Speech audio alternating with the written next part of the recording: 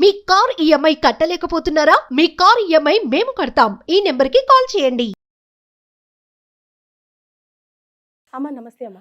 నమస్తే సంగీత.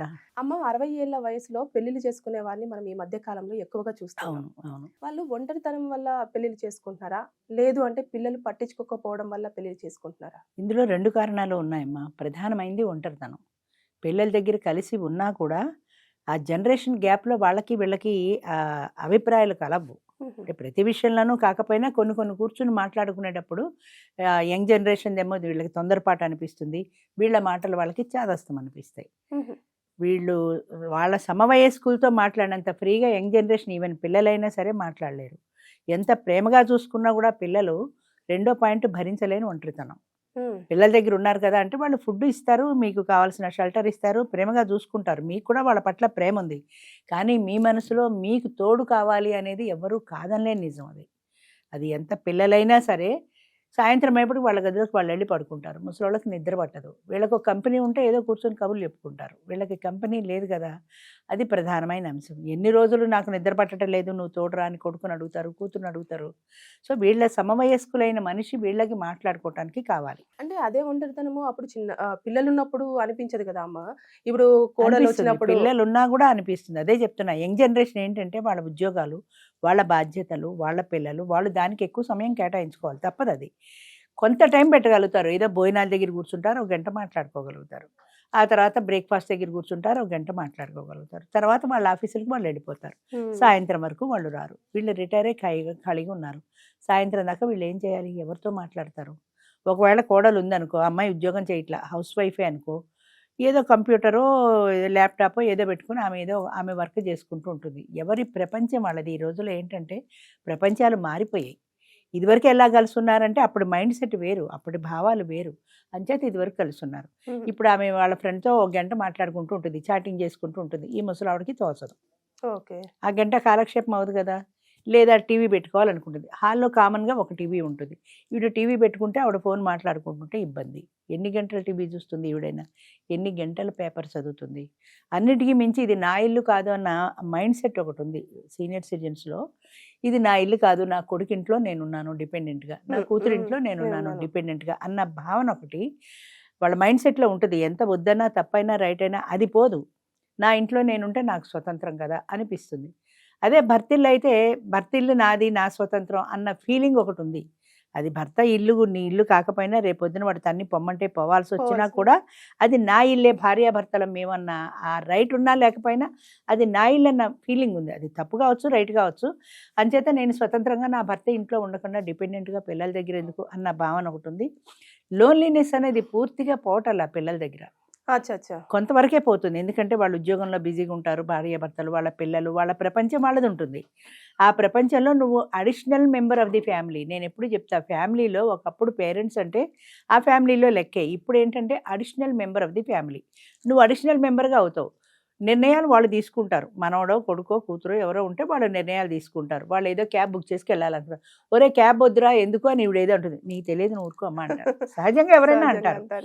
ఎందుకు అని ఈవిడ ఊరుకోలేదు.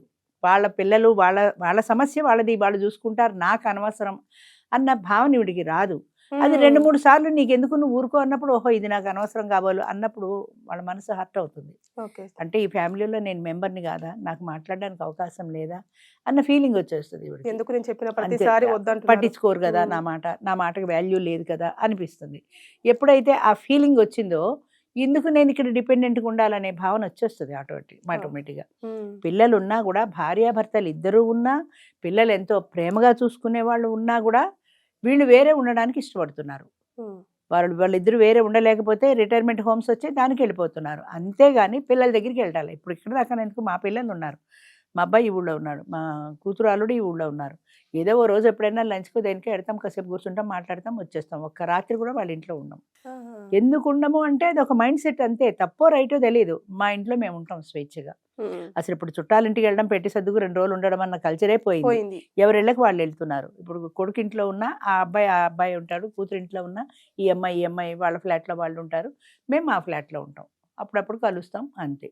అంతవరకే మించి అంతకు మించి ఉండాలి అనేది మైండ్ సెట్ సీనియర్ సిటిజన్స్ లేదు. మెయిన్ అంటే ఇప్పుడు వాళ్ళకి లేదు మా అవును. అంతకు ముందు గతంలో ఒక 10 ఉండేది సంవత్సరాల కదా, కదా జాయింట్ ఫ్యామిలీస్ ఉన్నప్పుడు ఉండేది. అలా ఆ అసలు తర్వాత సపరేట్ అయినా కూడా ఓల్డేజ్ హోమ్స్ ఇదివరకు ఇన్ని లేవు కదా, సీనియర్ సిటిజన్ హోమ్స్ అసలే లేవు. అంచేత ఎక్కడికి పోతాం ఈ వయసులో, పిల్లల దగ్గరికి పోవాల్సిందే అన్న మైండ్ సెట్తో ఉన్నారు అప్పట్లో. ఇప్పుడు మైండ్ సెట్ మారిపోయింది. పిల్లల దగ్గరికి ఎందుకు వెళ్ళి ఉండాలి, మా దారిని మేము బ్రతకగలం కదా, నాకు పెన్షన్ ఉంది, నా డబ్బుతో నేను బ్రతకగలిగినప్పుడు నేను ఎందుకు డిపెండెంట్గా ఉండాలి. Everybody needs their own independence. వాళ్ళ స్వేచ్ఛ, వాళ్ళ స్వతంత్రం ముసలాళ్ళు అయినా సరే 80 ఏళ్ళు వచ్చినా సరే పోగొట్టుకోవట్లేదు. ఓకే నేను ఒకళ్ళకి డిపెండెంట్గా ఉండను, నేను ఇండిపెండెంట్గా ఉంటాను. ఎంతమంది లేరు అపార్ట్మెంట్లలో. మా అపార్ట్మెంట్లో ఒక 25 మంది పైన సీనియర్ సిటిజన్స్ ఉన్నారు. అందులో 10 మంది పైన ఒంటరి వాళ్ళు ఉన్నారు. అందులో లేడీస్ 7 మంది 8 మంది లేడీస్ ఉన్నారు. అందరూ సింగిల్సే. సింగిలే అయినా సరే వాళ్ళు అపార్ట్మెంట్లోనే ఉంటారు తప్ప పిల్లల దగ్గరికి వెళ్ళరు. కాలక్షేపం అంతా కూడా లేదంటే టైం పాస్ ఇక్కడే వాళ్ళ అయిపోతుంది. ఫ్రెండ్స్ తోటే అంటే అంతే, మీరు ఇక్కడే అన్నట్టు వాళ్ళ అయిపోతుంది. age వాళ్ళ group ఫ్రెండ్స్తో అందరూ కూర్చుంటారు, సాయంత్రం కబుర్లు చెప్పుకుంటారు, సినిమాలకు వెళ్ళాలంటే సినిమాలకు వెళ్తారు, లంచ్ చేయాలంటే అందరు కలిసి లంచ్ చేస్తారు. ఒక్కొక్కసారి ఒక్కొక్క ఇంట్లో లంచ్ పెట్టుకుంటారు. ఎవరింట్లో వాళ్ళు ఉంటారు. అంతే. ఎవరి ఇల్లు వాళ్ళకి కావాలి, వాళ్ళ స్వతంత్రం వాళ్ళకి కావాలి, వాళ్ళ స్వేచ్ఛ వాళ్ళకి కావాలి. అప్పుడు వాళ్ళకు వాళ్ళ మైండ్ సెట్ కి సెట్ అయిన వాళ్ళు ఎవరైనా ఫ్రీగా దొరికితే ఉంటుంది. పెళ్లి చేసుకోవడానికి అది వాళ్ళ ఇష్టం. అది సెకండరీ. అది సెకండరీ. ఇలా ఉండలేము అనుకుంటే, ఇలా అయినా ఒంటరిగానే ఉండాలి కదా అనుకుంటే పెళ్లి చేసుకుంటారు. కొంతమందికి పెళ్లి ఇష్టం ఉండదు. ఎందుకు, వాళ్ళకి బెండ్ అయి ఉండాలి కదా, మళ్ళీ వాళ్ళకి మనకి ఆ కంపాటబిలిటీ లేకపోతే కొట్టుకు చావాలి ఎందుకు అని సింగిల్ గానే మిగిలిపోయిన వాళ్ళు కూడా చాలా మంది ఉన్నారు. మా దగ్గర కూడా ఉన్నారు. మా మిగతా టూర్ ప్రోగ్రాంలు అవి ఉంటాయి కదా, వాటికి వస్తూ ఉంటారు వాళ్ళు. ఈ కంపెనీ ఉంటుంది, 10 మంది కలుస్తారు, కబుర్లు చెప్పుకుంటారు, పాటలకలు కలుస్తారు, ఏదైనా ప్రోగ్రామ్ ఉంటే కలుస్తారు, టూర్ ప్రోగ్రామ్స్ ఉంటే ఆ టూర్కి వస్తారు, పెడతారు, వాటిల్లో కాలక్షేపం చేస్తారు తప్ప ఒక డామినేషన్ మేము భరించాం. మేల్ డామినేషన్ మేము అసలు భరించాం. పోనీ అమ్మ మేల్ డామినేషన్ భరించద్దు, 2 ఆడాళ్ళు ఉండండి, ఓ ఇల్లు తీసుకుని హాయిగా నువ్వు ఒక్కదాని ఉండే బదులు 2 కలిసి ఉంటే ఎవరి రూమ్లో వాళ్ళు ఉంటారు కదా. ఒకప్పుడు ఉన్నారు అలాగా. కమ్యూనిటీ లివింగ్ అని మా దాంట్లో ఒక బ్రాంచ్ ఉంది. అందులో ఏంటంటే పని మనిషి, వంట మనిషి, యుటెన్సిల్స్, సోఫాలు, మంచాలు అన్నీ ఉంటాయి ఇంట్లో. జస్ట్ మీరు వెళ్ళి ఉండడం, ఆ ఖర్చు షేర్ చేసుకోవడం. నేను పెట్టుబడి పెట్టలేను కదా అందరికీ. అంచేత ఆ ఇంటి రెంటు, ఆ పని మనిషి డబ్బు, కరెంటు మొత్తం అన్నీ మీరు షేర్ చేసుకోండి. అప్పట్లో 6,000 మనిషికి పర్ హెడ్ నేను స్టార్ట్ చేసినప్పుడు. ఒక 15 మంది ఉన్నారు, 6,000 చొప్పున. అట్లా అప్పుడు ఉండేది 10 ఏళ్ల కిందట. అప్పుడు మైండ్ సెట్ మారిపోయింది. ఎవరితో ఉండడానికి ఇష్టపట్టాల. నాకు వద్దు మేడం, నేను సింగిల్గా హాయిగా ఉన్నాను, నాకు ఇదే బాగుంది. నాకు ఇంకొక పార్ట్నర్ రావటం, ఆమె కాఫీ గ్లాస్ ఇక్కడ పెట్టింది, ఇది అక్కడ చేసింది, నాకు ఎందుకు వచ్చిన గొడవ అంటే చిన్న చిన్న విషయాల్లో కూడా సర్దుబాటు మనస్తత్వం తగ్గిపోయింది. ఫస్ట్ నుంచి కూడా సర్దుబాటు లేకపోవడం అనేది ప్రధాన కారణం. ఆమె ఆడ పెట్టింది, అది తీసి ఇక్కడ పెడితే పోయింది కదా, నేను ఎందుకు పెట్టాలి, ఆమె పెడితే అని ఒకటి. ప్రతి వాళ్ళకి ప్రైవసీ. నా ఫోన్ నేను మాట్లాడుకుంటాను నా ఇష్టం వచ్చినట్టు. ఈమె పక్క రూమ్లో ఉన్నా, హాల్లో కూర్చున్నా నా ఫోన్ వినపడుతుంది కదా ఆవిడకి.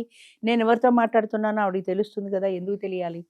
నా ఫ్రెండ్స్ నా కోసం కలవడానికి వస్తారు. మరి ఇంత ఇండిపెండెంట్ గా ఉండేవాళ్ళు అంటే మీరు అంటున్నట్టుగా పెద్ద ఏజ్ గ్రూప్ వాళ్ళు మరి 60 ఏళ్ళు వచ్చినప్పుడు మళ్ళీ ఈ రోజుల్లో మనం వింటున్నది కదా ఎక్కువగా పెళ్లిళ్ళు, ఎందుకని అంటారు? ఆ పెళ్ళి, అదే చెప్తున్నా, పెళ్ళి కావాలి అనుకున్న వాళ్ళు చేసుకుంటారు.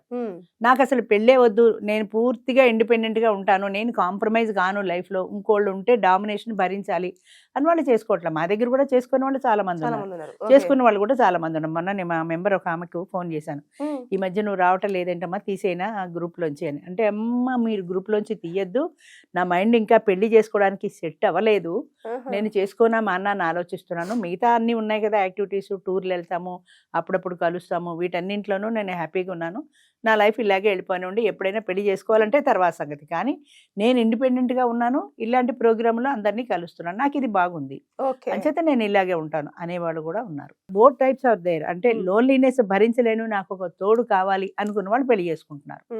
నాకు లోన్లీనెస్సే కావాలి, నాకు నా వాట్సాప్తో 24 గంటలు నా కాలక్షేపం అయిపోతుంది, ఫోన్ మాట్లాడుకుంటే అయిపోతుంది, ఇంకొక తోడు ఎందుకు, వాళ్ళ డామినేషన్ ఎందుకు అన్నవాళ్ళు చేసుకోవటాల. అంటే 2 రకాలు ఉన్నారు.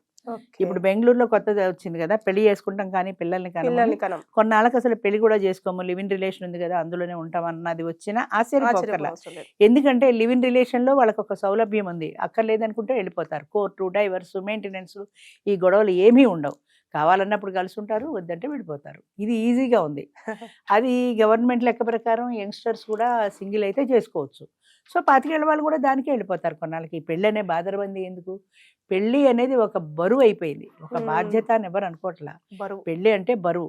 ఈ బరువు నా నెత్తి మీద ఎందుకు పెట్టడం అని పెళ్ళిళ్ళు అసలు 30 ఏళ్ళు వచ్చినా 40 ఏళ్ళకి పెళ్ళిళ్ళు చేసుకున్న వాళ్ళు ఉన్నారు. అది కూడా పేరెంట్స్ పోరుపడలేక. వీళ్ళకి పెళ్ళి అంటే ఇంట్రెస్ట్ లేదు. పేరెంట్స్ అడుగుతూ ఉంటారు కదా, మమ్మల్ని అందరూ అడుగుతున్నారు పెళ్ళి ఎప్పుడు చేసుకుంటారు. మా చుట్టాలు అమ్మాయింది అమెరికాలో జాబ్ చేస్తుంది, మీరు పెళ్ళి అంటే నేను అసలు ఇండియా రాను, మ్మ్. నేను అమెరికాలోనే ఉంటాను, మీరు పెళ్లి మాట మాట్లాడుకుని ఉంటేనే నేను ఇండియా వస్తాను అంటే వీళ్ళు ఏం చేయాలి? కూతుర్ని చూడాలని ఉంటుంది కదా, అమ్మ పెళ్లి మాట ఎత్తాలే రా అనాలి. వీళ్ళు బెండ్ కావాల్సిందే. వాళ్ళు compromise లేదు. Bend car, compromise car.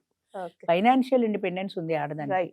మొత్తానికి అయితే ఫైనల్ గా మనం ఏంటంటే ఎవరైనా సరే ఇండిపెండెన్స్ ఎక్కువ కోరుకొని కోరుకుంటున్నారు. ఎవరి జీవితాన్ని వాళ్ళు గడపాలనుకుంటారు అంతే. కాబట్టి అంతే, చేసుకునేవారు పెళ్లి చేసుకుంటున్నారు, చేసుకునే వాళ్ళు ఒంటరితనాన్ని అంతే. ఎక్కువగా అంతే. ఎంజాయ్ చేస్తున్నారు. అవును. థ్యాంక్ యూ అమ్మా.